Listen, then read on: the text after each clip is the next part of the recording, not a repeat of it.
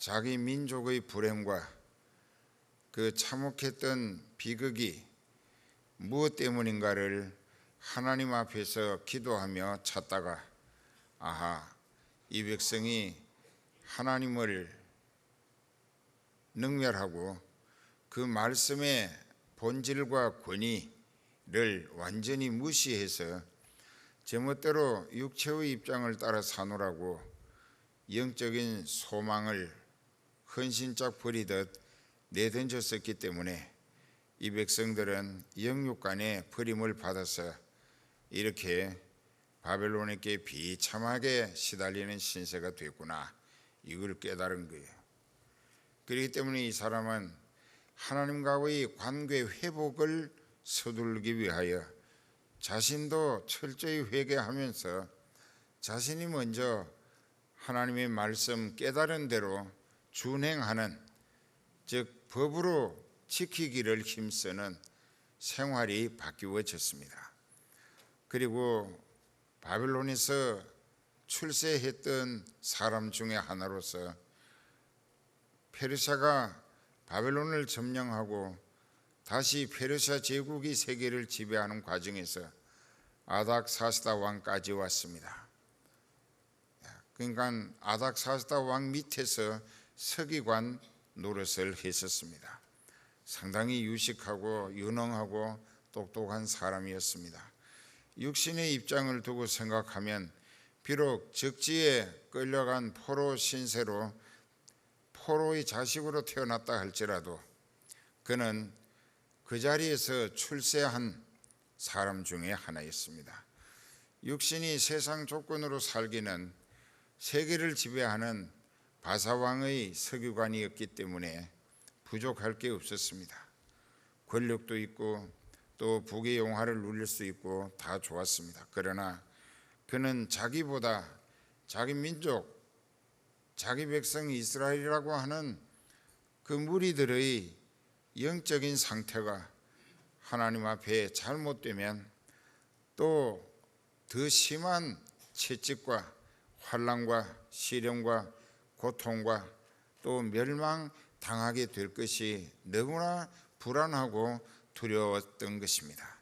이것은 사명자의 발로이기도 하고 또 사명자로서 하나님 앞에 마땅히 가져야 할 본질적 자세이기도 했던 것입니다.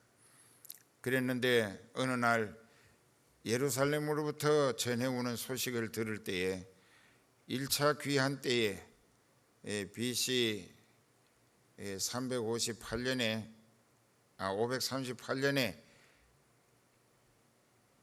5만여 명이 스룹바벨의 인도로 예루살렘에 돌아갔고 그들이 24년 만에 성전을 짓고 봉헌식을 거창하게 드렸지만은 그러나 그들의 생각, 말, 행동은 영적인 상태가 하나님을 완전히 등지고 사는 육체의 본능과 욕구를 쫓아 사는 육에 속한 모습들 뿐이었다는 것입니다.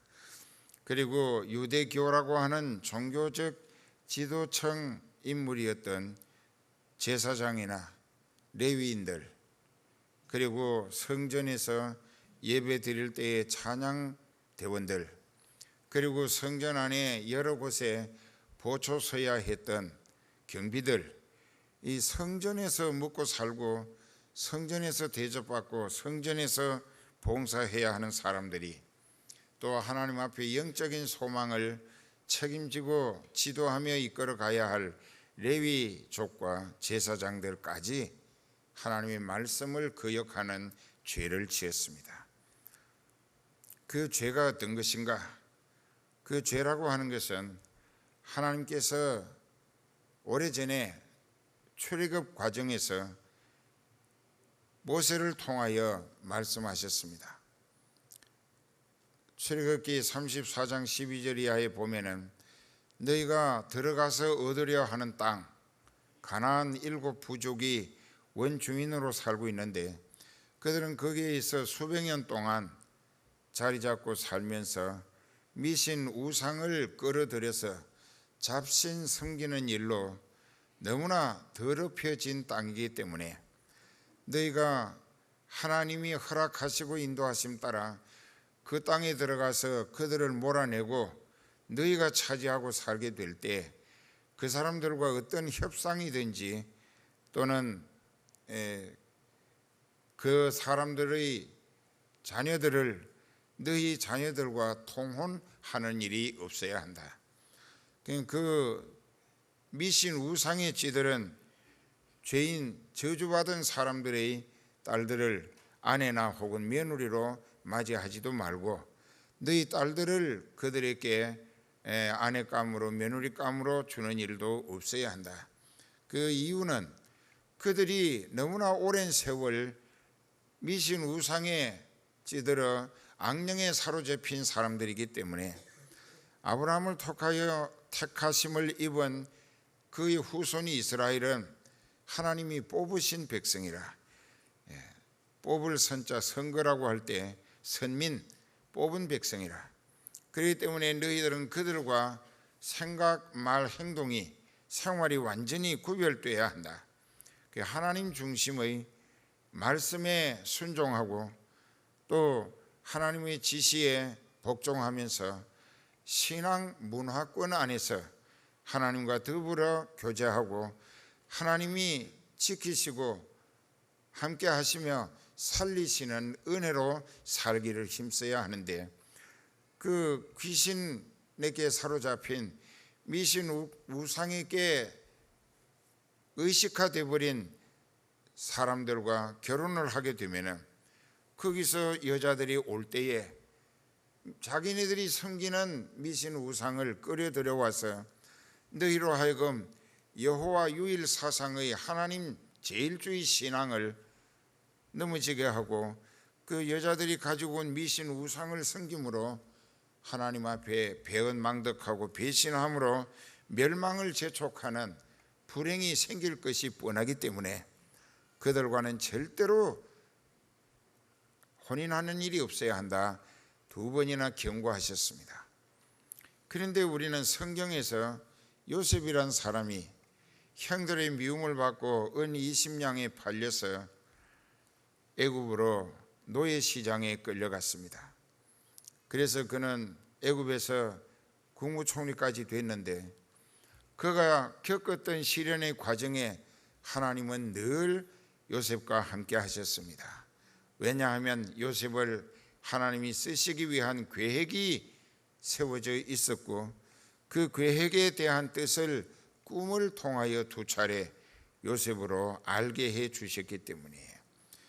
그 요셉은 노예 시장에 팔려다니는 신세로 보디바라의 집에 갔고 그래서 모함을 쓰고 옥에 갇히고 그리고 그 옥에서 이제 역할을 통하여 왕 앞에 불려가게 되고 왕의 해몽을 잘함으로 하나님께서 왕의 마음을 움직여 그 바로 왕에게 인정을 받고 애굽의 총리 자리를 오르게 하신 것입니다. 그랬는데 그 요셉은 이스라엘 사람이 애굽에 없었습니다. 유대인이 없었어요. 그러다 보니까 왕이 시키는 대로 결혼을 했습니다. 아스낫이라고 하는 애굽인의 여자와 결혼을 했어요. 그런데 여기 성경은 모순인가? 아닙니다. 그 아스낫과 결혼을 한 요셉은 이제 에브라임과 므낫세라고 하는 2 아들을 낳았고 그 아스낫은 계속해서 이방 여자 애굽 딸이었지만은 그는 자기 남편 되는 요셉의 하나님 여호와를 섬기는 일에 적극적으로 믿음을 같이 했었습니다. 그리고 여러 대 후에 약 400년 뒤에 있었던 모세도 애굽에서 대궐에서 40년간 공주의 아들이라 왕이 외할아버지처럼 최고 호화판으로 생활하며 애굽의 문물을 습득했습니다. 그런데 그가 그 애굽에서 이스라엘 사람 편을 들다가 쫓겨나서 사막을 방황하는 중에 미디안이라고 하는 광야에 갔을 때 그 미디안의 족장 이드로라고 하는 사람의 딸 십보라와 결혼을 하게 됩니다.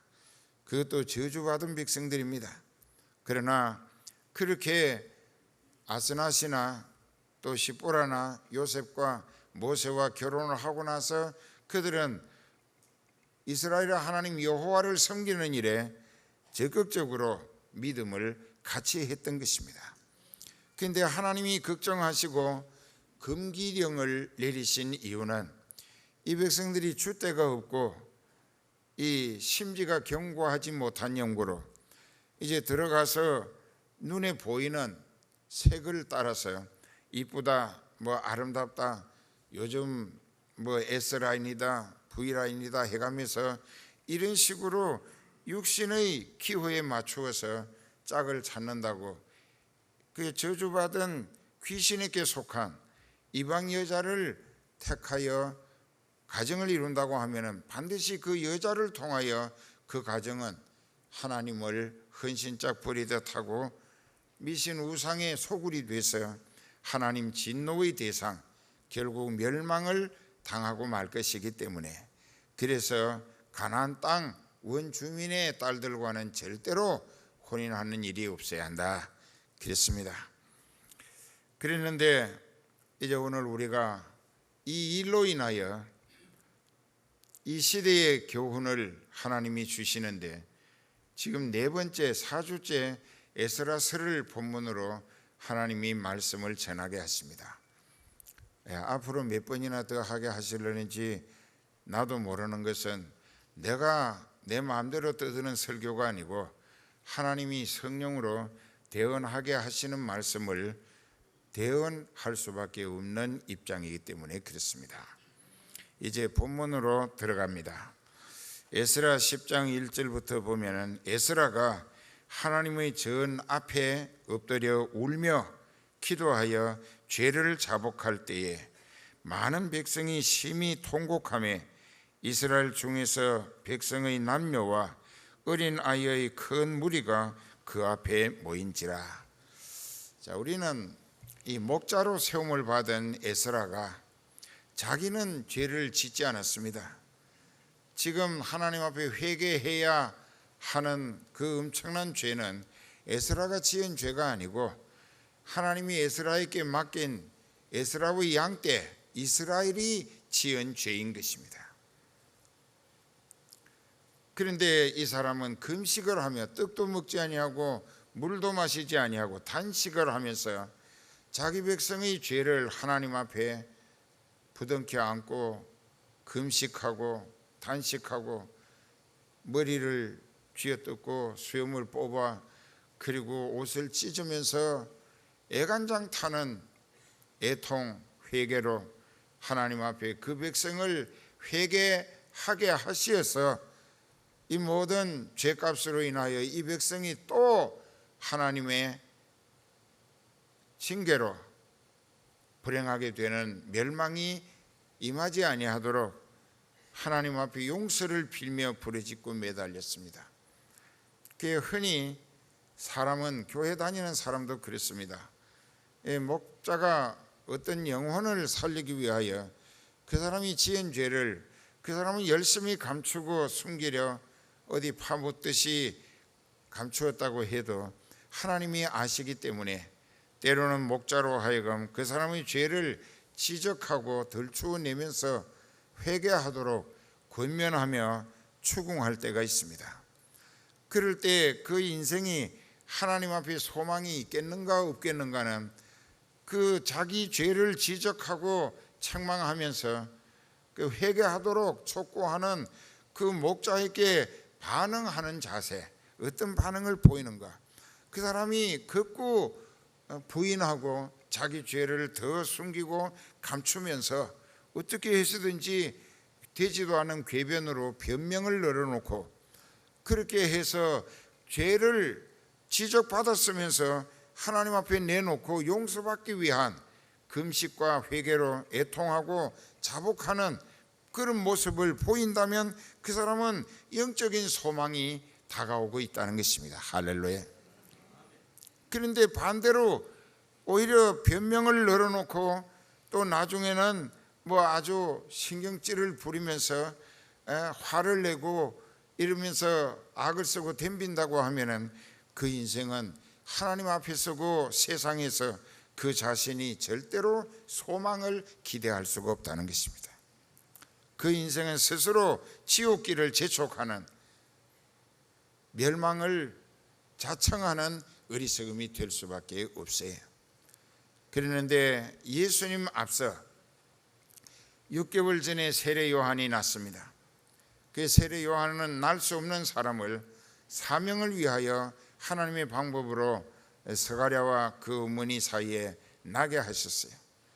그런데 세례 요한의 인생은 인간이 육신의 기대와 꿈을 위하여 살아가는 것이 아니라 영적으로 하나님의 뜻을 따라서 하나님이 보내신 하나님의 아들 예수 그리스도를 이스라엘에게 온 세상에 알리기 위하여 예수 그리스도의 증인으로 보내심을 받은 존재였습니다. 그는 열심히 기도하고 금식하면서 광야에서 외쳤습니다. 회개하라고 천국이 가까웠느니라. 이 독사의 자식들아, 누가 너희를 향하여 임박한 진노를 피하라 했더냐. 도끼가 이미 나무 뿌리에 놓였으니 선한 열매 맺지 아니하는 나무마다 찍혀 불에 던지울 것이다. 회개하라고 막 칼날 같은 말씀으로 심령을 찔러 쪼개는 외침을 외쳤습니다. 그랬을 때에 이 많은 사람들, 세리와 죄인들은, 창녀들이 와서 회개하고 예수님을 알아보고 따르기 시작을 하는가 하면, 그 당시 유대교의 종교 지도자들이었던 대제사장 또는 제사장, 또 바리새인, 서기관, 장로, 이런 사람들은 심령이 화인 맞은 거예요. 화인이 뭐냐? 쇠를 불에다 달구어 가지고 피부를 태웠기 때문에 신경이 죽은 거예요. 감각이 없다 이게. 그것을 화인, 불도장 받았다. 그래서 누가복음에 7장 31절부터 보면은 이렇게 기록되어 있습니다. 예수님이 직접 하신 말씀입니다. 또 가라사대 이 세대의 사람을 무엇으로 비유할꼬? 무엇과 같은고? 비유컨대 아이들이 장터에 앉아 서로 불러 가로되 우리가 너희를 향하여 피리를 부르도 춤추지 아니하고 우리가 애곡을 하여도 애간장 타는 통곡을 해도 너희가 울어주지 아니하였다, 울지 아니하였다 함과 같다. 세례 요한이 와서 떡도 먹지 아니하며 포도주도 마시지 아니하며 너희가 말하기를 귀신이 들렸다 하더니, 인자 예수님은 오셔가지고 이제 그 예수님이 구원의 도리, 복음의 진리를 말씀하시는데 그 예수님이 왜 오셨는가는 깨닫지도 못하고 예수님에 대해서 부정적 반응으로 예수님은 와서 먹고 마시며 또 너희 말이 보라 먹기를 탐하고 포도주를 즐기는 사람이라 세리와 죄인의 친구라고 예수님을 잘못 비판하고 혹평했기 때문에 세례 요한이 예수님을 똑바르게 증거했는데도 전혀 무감각하고 반응이 없고 화인 맞은 심령들이었다. 그래서 그들은 AD 70년에 로마 군대 티투스 장군에 의해서 전멸당하고 말았습니다. 오늘 우리도 깨달아야 됩니다. 에스라가 하나님의 전 앞에 엎드려 울면서 통곡합니다. 그리고 그 백성들의 죄를 하나님 앞에 용서받기 위하여 금식하고 즉 단식하면서 애간장타게 통곡하고 부르짖었습니다. 이 모습에 많은 사람들이 감동을 받습니다. 그리고 이 많은 백성이 심히 통곡하면서 이스라엘 중에서 백성의 남녀와 어린 아이의 큰 무리가 에스라 앞에 모여들기 시작을 했어요. 자, 여기서 우리는 깨달아야 합니다. 하나님이 에스라를 하나님의 뜻을 이루는 신실하고 충성스러운 일꾼으로 아닥사스다 왕을 성령으로 사로잡아 감동 지시하셔서 엄청난 재물 5톤이 넘는 금덩어리 은덩어리를 가지고 1754명을 데리고 2차 귀환 허락을 받아왔습니다. 그럼 여기서 올 때에 그 에스라는 하나님의 전권 특사로 파송된 것입니다.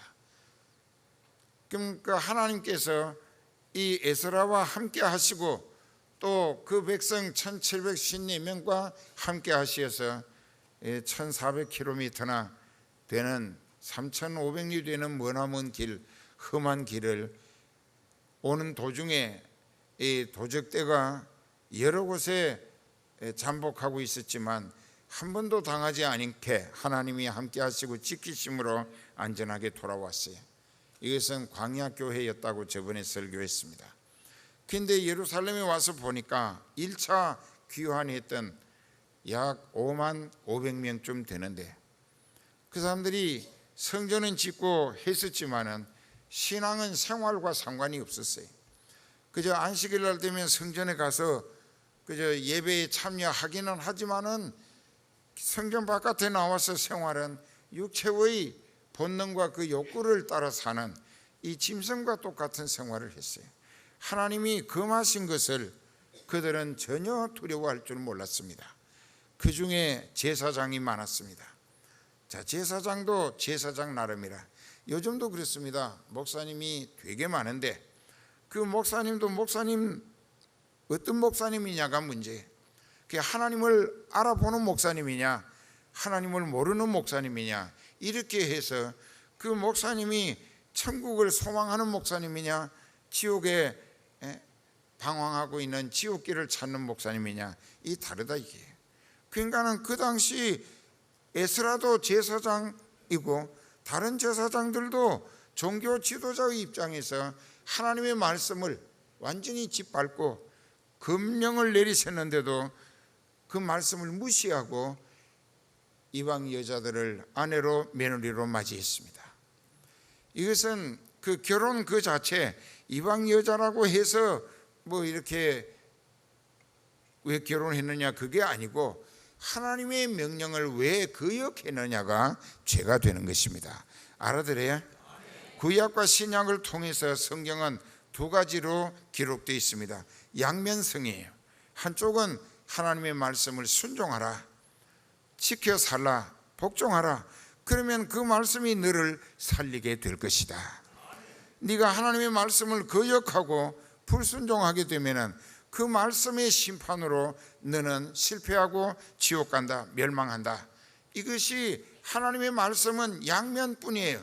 행하라, 하지 말라.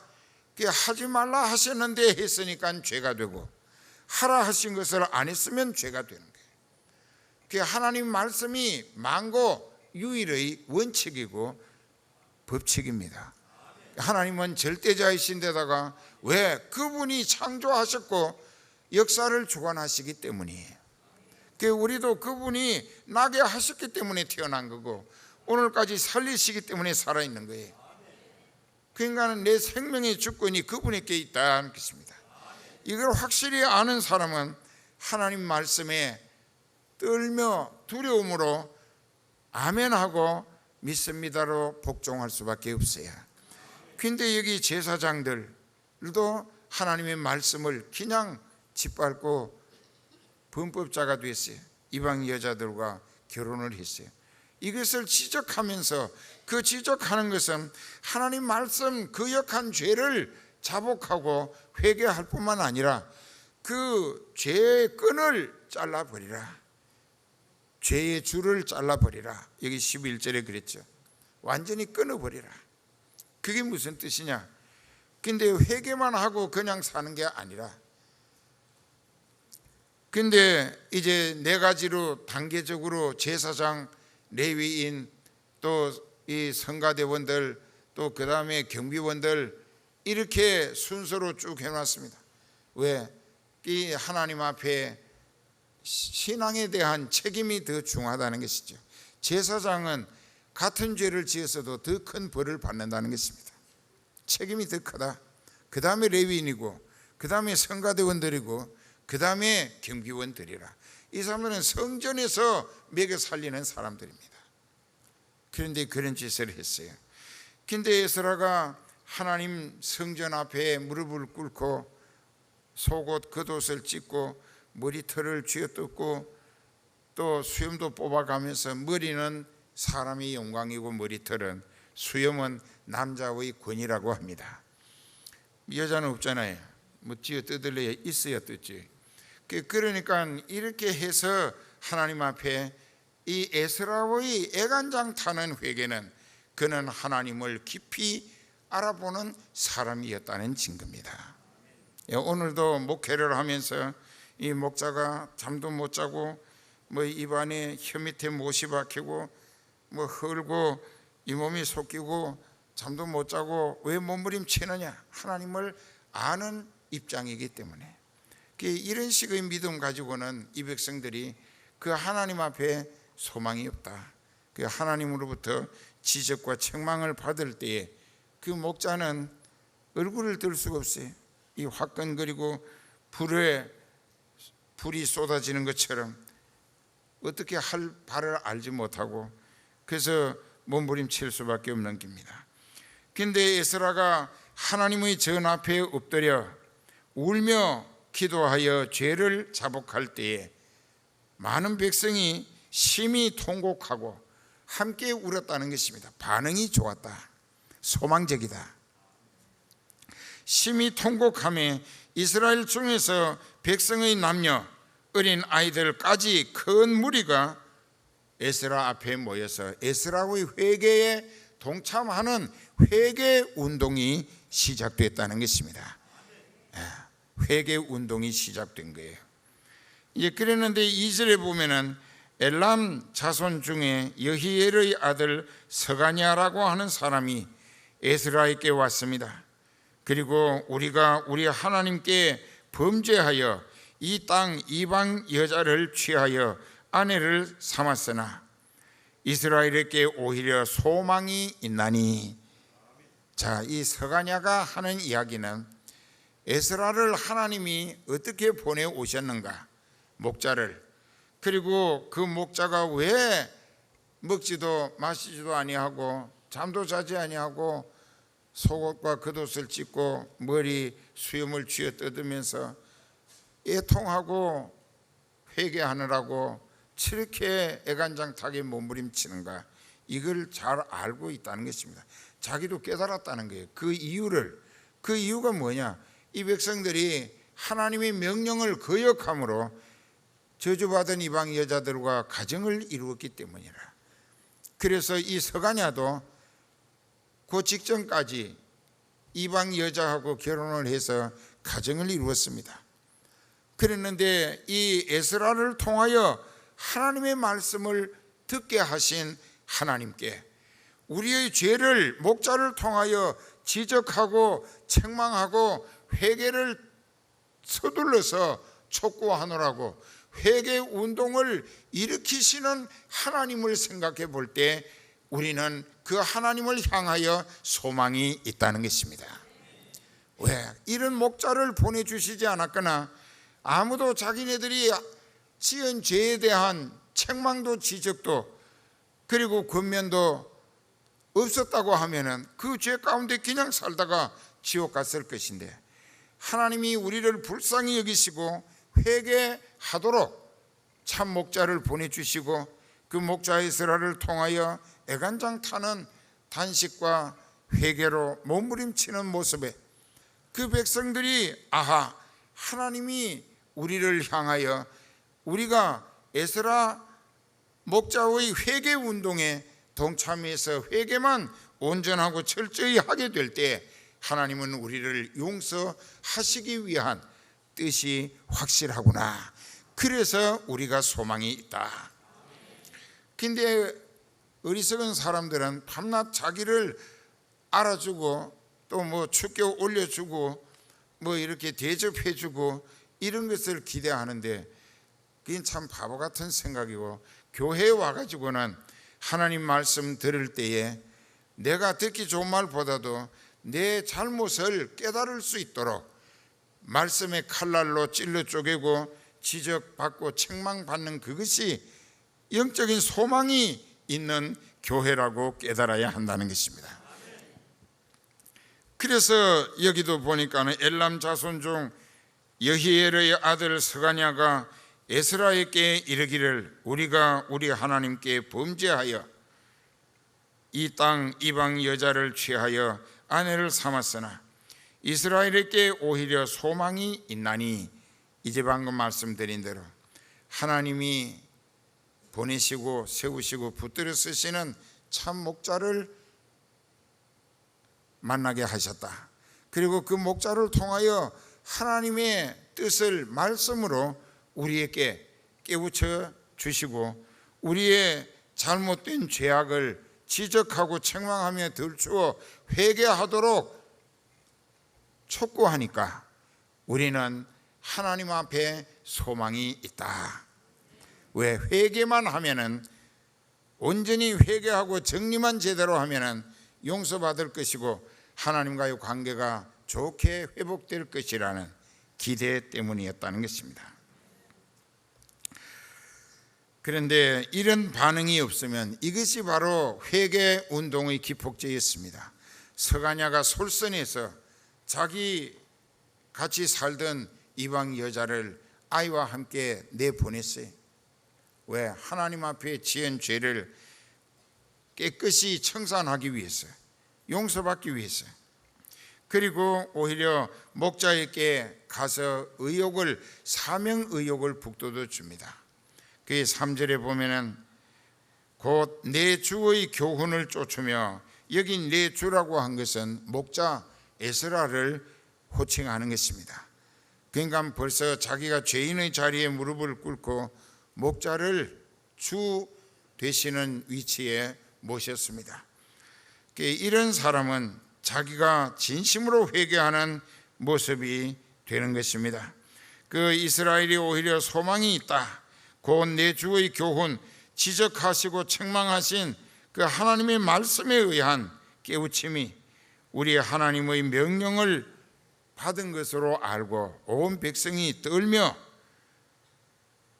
하나님 말씀에 거역한 것을 심판과 형벌이 두려워서 벌벌 떨며 준행하는 자의 의논을 쫓아 이 모든 아내, 그리고 그 아내를 통하여 태어난 소생 자식들까지 다 내어 보내기로 우리 하나님과 언약 세우고 율법대로 행할 것이라, 하나님 말씀대로 회개하며 정리할 것이다.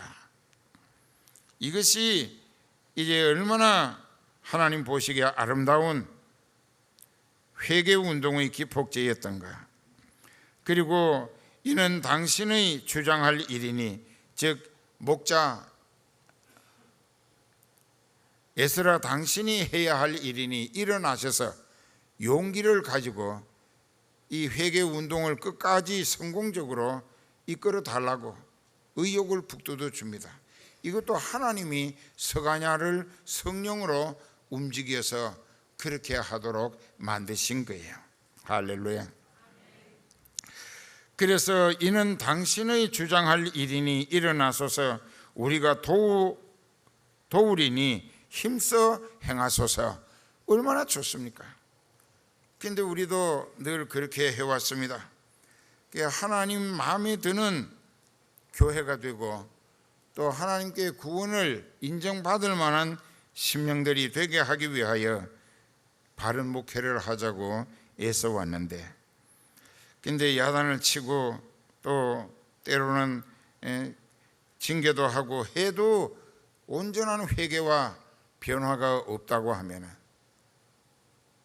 그 인생들은 불행한 존재일 수밖에 없다는 것입니다. 이에 에스라가 용기를 얻어 일어났습니다. 제사장들과 레위 사람들과 온 이스라엘에게 이 말대로 행하기를 맹세하게 하여 무리가 맹세하는지라. 이에 에스라가 하나님의 전 앞에서 일어나 엘리야십의 아들 여호하난의 방으로 들어갔는데, 저가 그 방에 들어가서 사로잡혔다가 돌아온 백성들의 죄를 근심하여, 자기 백성들이 그들의 죄로 또 하나님의 심판과 형벌을 받아 멸망할까 봐서 자기가 아닌 백성들의 멸망을 불안하고 두려워서 물도 떡도 단식하면서 부르짖고 회개했습니다. 그리고 이제 7절에 보면은 유다와 예루살렘의 사로잡혔던 자의 자손들에게, 즉 포로로 돌아온 사람들에게 공포하기를 너희는 예루살렘으로 모이라 총회를 소집했습니다. 8절에 누구든지 방백들과 장로들의 훈시를 쫓아 3일 내에 오지 아니하면 그 재산을 정몰하고 사로잡혔던 자의 회에서 쫓아내리라. 이것은 무슨 말씀이냐? 하나님이 아닥사스다 왕을 통하여 에스라에게 주신 특권이 있습니다. 이것은 7장 26절에 기록되어 있습니다. 그 앞서 보면은 에스라 7장 26절에 무릇 네 하나님의 명령과 아닥사스다 왕의 명령을 준행치 아니하는 자는 속히 그 죄를 확정하여 혹 죽이거나 정배하거나, 즉 유배 보낸다는 것이죠. 정배하거나 가산을 정몰하거나 그 집의 재산을 사그리 싹 빼앗아 낸다는 것입니다. 가산을 정몰하거나 옥에 가둘지니라. 이것을 정권으로 하나님이 에스라에게 주신 특권입니다. 그렇기 때문에 예루살렘 총회를 3일 안에 모이겠다고 누구든지 다 와야 한다고 했는데 오지 아니하는 사람은 죽이거나 재산을 다 빼앗아 버리거나 유배를 보내거나 얼마든지 처벌할 수 있도록 권한을 목자에게, 에스라에게 주셨다는 것입니다. 유다와 베냐민 모든 사람이 3일 내에 예루살렘에 모였고 때는 9월 21일이라 무리가 하나님의 전 앞 광장에 앉아 이 일과 큰 비를 인하여 떨었다. 즉 하나님의 그들의 죄값에 대한 심판과 형벌에 떨고 있었는데 비가 많이 왔다고 합니다. 제사장 에스라가 일어서서 저희에게 이르기를 너희가 범죄하여 이방 여자로 아내를 삼아 이스라엘의 죄를 더하게 하였으니 이제 너희 열조의 하나님 앞에서 죄를 자복하고 그 뜻대로 행하여 이 땅 족속들과 이방 여인을 끊어버리라. 입으로만 중언부언하고 하나님 아버지 잘못했습니다, 이제 다시 안 그럴 거니까 좀 봐주세요, 그리고는 용서해 주신 줄 믿습니다. 이것이 현대판 교인들의 엿장수 마음대로 회개하는 자세입니다. 참 가증스럽죠. 진실성이 없어요. 그냥 하나님 앞에 그 죄를 용서받자면 그 죄에 대해서 완전 정리를 해야 된다. 죄를 입으로만 고백하는 것이 아니라 행동으로 정리해 버려야 그 회개의 진실성이 인정받아 죄를 온전히 용서받는다. 그 죄를 끊어버려라. 그래서 이방 여자와 그들 사이에서 태어난 아이들까지 다 내쫓아 버린 거예요. 이건 보통 쉬운 일이 아닙니다. 신앙은 영적인 소망을 가꾸는 것입니다. 그 육신의 입장을 위하여 주여 주여 하는 게 아니라 내 영혼이 지옥 가지 아니하고 하늘나라 가기 위하여 믿음으로 들어갈 자격 갖추는 것이 신앙인데, 그러자니 하나님의 법을 어긴 것은 자기 손을 잘라버리더라도 정리하는 결단의 믿음을 보여드려야 한다. 이게 그게 정들었을 거 아니에요. 이방 여자지만은 부부로 같이 살고 애도 낳고, 그러나 그걸 하나님 앞에 영이 멸망을 피하기 위하여, 지옥 가지 않기 위하여, 다시 하나님과의 관계 회복을 통하여 천국 가기 위해서 죄악의 줄을 끊어버린다. 이걸 끊지 아니하고 입으로만 회개 1000만 번 해도 그 죄는 용서받지 못한다는 것입니다. 자, 이제 이런 것을 우리도 할 수 있겠는가? 오늘 해야 할 줄 믿습니다. 그리고 이제 여기서 12절부터 보면 이제 그 무리가 그 모인 무리들이 큰 소리로 화답하기를 당신의 말씀대로 우리가 마땅히 행할 것이니이다. 하겠다 이깁니다. 하겠다고. 그래서 10월 초하루부터 정월 초하루까지 석 달 동안 각 지파별로 그 이방 여인과 하나님의 말씀을 거역하고 혼인한 사람을 파악을 했어요. 112명이었어요. 지금 5만 2천 명쯤 되는데 112명이니까는 약 460분의 1이 됩니다. 근데 그 사람들이 전부가 다 이제 거의 다 자기네들이 이 에스라를 통한 선포되는 말씀이 곧 그들을 살리기 위한 하나님의 말씀으로 받아들이고 깨달아지고 믿어지고 회개하겠다고 이제 이렇게 했습니다. 그런데 그 다음에 보면 이제 온 회중을 위하여 우리 방백들을 세우고 우리 모든 성읍의 이방 여자에게 장가든 자는 다 기한에 본성 장로들과 재판장과 함께 오게 하여 우리 하나님의 이 일로 인하신 진노가 떨칠진 성낼 노자입니다. 하나님이 벌벌 떨면서 부르륵 뜨시면서 화내시는 무서운 죄값의 형벌이 면하여지게 되도록 속건제를 드렸습니다. 그 양과 소를 잡아가지고 하나님 앞에 용서해 달라고 피의 제사를 드렸어요. 그리고 이제 그들이 회개하면서 죄악의 줄을 완전히 끊어서 잘라내 버리면서 믿음이 하나님을 향하여 영적으로 바로 섰기 때문에 그들은 그 죄로 인한 무서운 형벌을 면할 수가 있었는데 문제가 있습니다. 15절에 보면 오직 아사헬의 아들 요나단 또 디파의 아들 야스야가 일어나 그 일을 반대했다. 이놈들도 이방 여자들과 결혼해가지고 애 낳고 사는 사람들이 자기네들은 하나님 말씀으로 받아들이지 아니하고 에스라가 하는 일에 우리는 거부한다, 반대한다 이깁니다. 그게 반대했습니다. 그러니까 반대하는 세력이 두 사람이 일어서니까 그 추종자들이 또 두 사람이 머술람과 레위 사람 삽보대가 저희를 돕더라. 이 사람들은 어떻게 됐을까? 그날에 죽임당하고 가정이 몰사하고 재산은 정몰당했을 것입니다. 왜냐하면 하나님이 목자 에스라에게 그 권한을 그 7장 26절에서 분명히 주셨어요. 네가 하는 일, 네 명령을 거역하는 것은 너를 보낸 아닥사스다 왕을 거역하는 것이고 또 아닥사스다 왕을 성령으로 움직여 쓰신 하나님을 배척하는 것이다. 하나님을 거부하는 것이다. 그러니까 그 단계적으로 그 에스라를 왕이 보내면서 그렇게 하라 했는데 에스라를 보낸 그 왕 아닥사스다가 자기 생각대로 한 게 아니라 그도 하나님의 성령에 사로잡혀서 하나님이 성령으로 지시하시는 대로 했기 때문에 아닥사스다가 한 일은 곧 하나님의 일을 한 것이 됩니다.